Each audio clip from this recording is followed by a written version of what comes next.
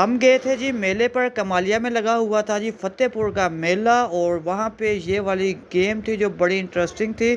और इसका सीक्रेट भी मैं आपको बताता हूँ। और अगर बात करें इस बिज़नेस की, तो मैं कहता हूँ कि ये एक कमाल और लाजवाब बिज़नेस है और मुनाफा बख्श बिज़नेस है। ठीक है, इस पे आप देख सकते हैं कि 2 मिनट लटकें और 2000 रुपये, ये आप देख सकते हैं जैसे बैनर के ऊपर भी लगा हुआ है। तो 2000 रुपये जीतने के लिए था कि 200 रुपये आप दें और इस पर लटकना होता है। ठीक है, पर ये आप लटक ही नहीं पाते 2 मिनट। 2 मिनट तो क्या, आप 1 मिनट भी बहुत मुश्किल से लटक पाएंगे। उसकी वजह ये है कि एक तो ये स्टील की रोड होती है, और ऊपर से इसके अंदर होता है जी, वो क्या कहते हैं उसको, इसमें डाला होता है जी बैरिंग। और जैसे ही आप थोड़ी सी हरकत करते हैं तो बैरिंग हिल जाता है, तो आप अनबैलेंस हो जाते हैं।